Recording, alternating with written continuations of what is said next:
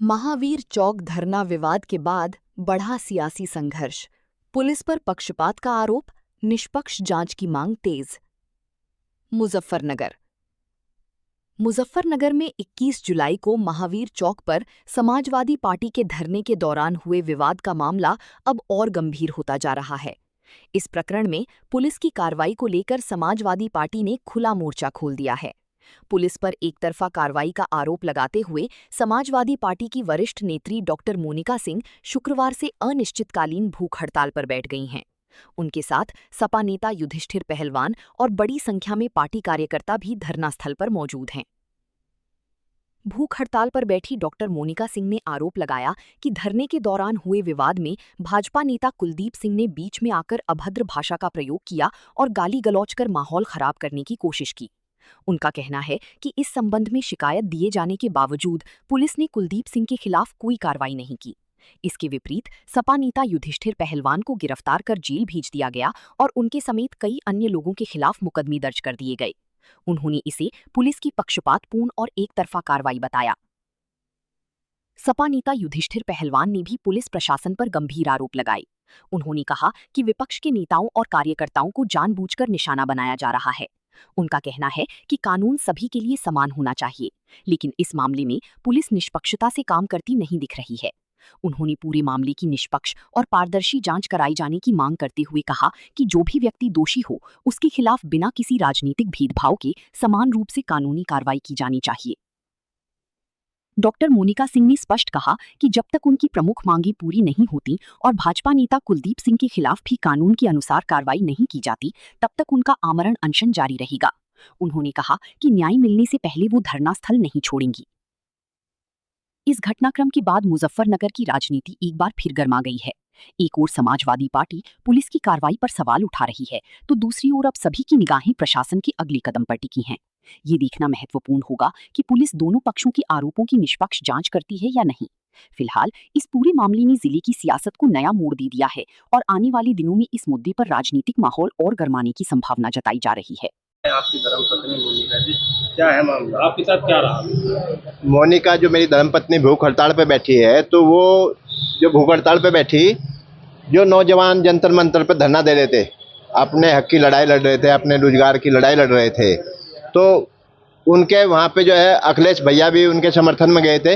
अखिलेश भैया, राहुल गांधी जी को गिरफ्तार किया गया, तो उन्हीं के समर्थन में हम यहाँ मुजफ्फरनगर जंतर इस पर बैठे थे, महावीर चौक पे बैठे थे। तो शांतिपूर्वक धरना प्रदर्शन हमारा चल रहा था कि अखिलेश भैया को छोड़ा जाए। इसी को लेके कुलदीप नामक व्यक्ति वहाँ पे पहुँचता है, जो नशे में पूरा चकनाचूर था, और उसने वहाँ से आके मेरी पत्नी के साथ बदतमीजी करी और मेरे साथ भी बदतमीजी करी। पूरी पार्टी के साथ जो है उसने बदतमीजी करी। जो लड़ाई का मोमेंट है, जहाँ से लड़ाई शुरू होती है, उस पर तो आज लोग कार्रवाई नहीं हुई। मेरे पे, मेरी पत्नी पे और 5-7 अज्ञात पर मुकदमा दर्ज करके, और मुझे कोई नोटिस भी नहीं दिया गया। पुलिस ने पकड़ के मुझे जेल भेज दिया। 5 दिन में जेल लेके आया हूँ। तो मैं ये चाहता हूँ, देखता है पुलिस की इस कार्रवाई को, आपने भी इसमें कोई कार्रवाई की मांग की थी? हम लगातार इस पे कार्रवाई की मांग कर रहे हैं। हमने जो है 22 तारीख को सब जगह फैक्स किए, और जो है फिर 27 तारीख को किए, फिर 29 तारीख को लगातार हम उस पे कार्रवाई की मांग कर रहे हैं। और किस तरह न्याय चाहते हैं आप? हम न्याय चाहते हैं। अगर मेरे पे मुकदमा हो गया,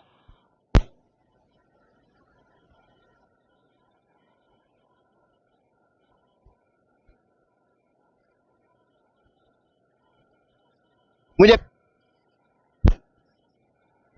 उस पे भी कार्रवाई होनी चाहिए। एक पक्ष से कार्रवाई। हाँ,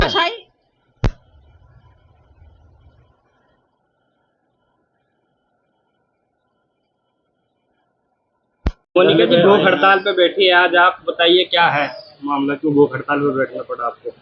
21 तारीख को महावीर चौक पर हमारा समाजवादी पार्टी का धरना प्रदर्शन चल रहा था। हमारे राष्ट्रीय अध्यक्ष जंतर मंतर पर गिरफ्तार कर लिए गए थे। प्रत्येक जिले में ये धरना प्रदर्शन चल रहा था और यहाँ पर भी बड़ी शांतिपूर्ण चल रहा था। एक दारू पीकर कुलदीप नाम का अराजक व्यक्ति वहाँ पहुँचा, बताया जा रहा है बीजेपी का था, और उसने वहाँ पर पहले इधर घूमना शुरू कर दिया। पहले मेरे साथ बदतमीजी की, मेरे साथ अभद्र व्यवहार किया, और फिर जैसे ही युधिष्ठिर पहलवान जी वहाँ पर भाषण देने लगे, उसने उन पर उंगली की और बदतमीजी की, सबको डराया धमकाया, वहाँ पर दंगा फैलाने का जितना उससे काम होना चाहिए था उसने किया। जो काम हमारे द्वारा किया गया, हमने उसे रोकने का प्रयास किया, ये काम पुलिस प्रशासन का था। उसे गिरफ्तार करके उसे जेल भेजने का काम एसपी सिटी वहाँ मौजूद थे। उन्होंने कहा कि इसकी मेडिकल कराएंगे और इसे जेल भेजने का काम करेंगे। क्या लगता है आपको कि कोई षड्यंत्र का अंदेशा है आपको? ये सब राजनीतिक दबाव है। एसएसपी के माध्यम से रात को ही हमारे पे मुकदमा दर्ज होता है, बाया एसएसपी, नीचे से नहीं, बाया एसएसपी पर ये मुकदमा दर्ज होता है और बिना नोटिस के, असंवैधानिक तौर पर, बिना नियम कानून के युधिष्ठिर पहलवान जी की गिरफ्तारी होती है, जेल भेज दिया जाता है। मेरे पर भी तमाम मुकदमे दर्ज किए जाते हैं। पहले भी झूठे मुकदमे में पहलवान जी को भेजने का काम किया। बीजेपी सरकार कहती है बेटी बचाओ बेटी पढ़ाओ। मैं एक दलित महिला हूँ, मेरे साथ अवैध व्यवहार किया गया, मेरी कोई सुरक्षा नहीं, मेरे प्रति कोई न्याय नहीं। वहाँ पर जिसने जो आरोपी था उसको शरण देने का काम बीजेपी की सरकार कर रही है, क्योंकि उस पर कोई किसी तरह का कोई मुकदमा दर्ज नहीं हुआ। उसने तमाम धाराओं का, संविधान का, नियम कानून का उल्लंघन किया। उसे मुकदमे दर्ज होकर उसे जेल भेज दिया जाना चाहिए था। आप भूख हड़ताल पे कब तक रहेंगे? मैं तब तक रहूंगी जब तक हमारा संविधान जिंदा नहीं रहेगा।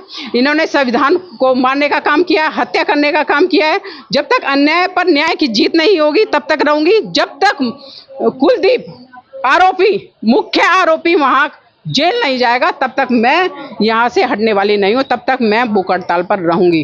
वीडियो में आप उसके पीछे भागते हुए दिखाई दिए। मैं तो पकड़ रहे थे, पुलिस प्रशासन ने उसे सेव कर रही थी और उसको भगाने का काम भी पुलिस प्रशासन का था। मेरे द्वारा तो प्रयास ये था कि उसको पकड़ा जाए और पुलिस को दिया जाए, जबकि 50-60 पुलिसकर्मी वहां मौजूद थे।